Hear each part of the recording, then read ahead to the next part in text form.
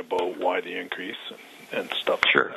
So council, over the past year and a half or two budget cycles, we changed a little bit of how projects were being discussed and or prioritized. Okay. Meaning that, and no disrespect to staff at City Hall, but it seemed like, to me anyway, that our budget process was a little bit driven by staff. Okay.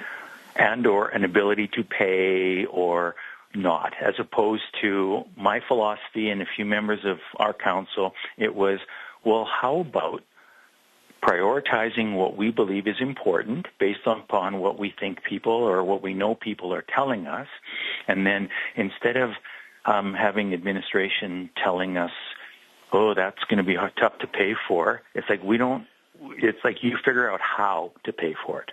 Like, what's the best way to pay for it?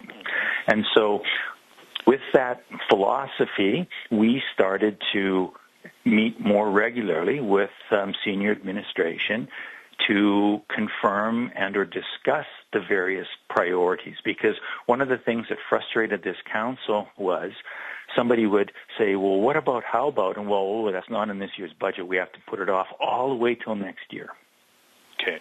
And I get that because there's some limitations with municipalities on how we can do things. We can't just, go to an event or somewhere else or talk to somebody in a different community and have a great idea and figure out, oh, let's do that now. Right. So just with that background, we identified, and we're continuing now to perpetuate this whole, what are the big projects the council wants, and then how can staff help figure out how we get that done.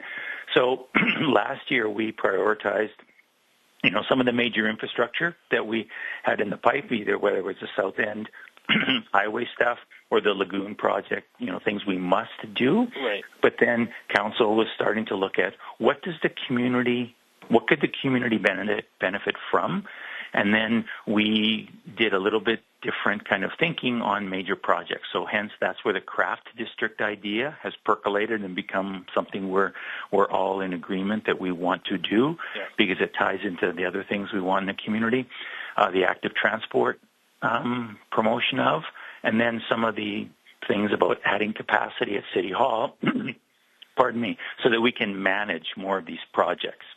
So those are the things that sort of predicated where we're at today and why there's those, I'll say, the nicer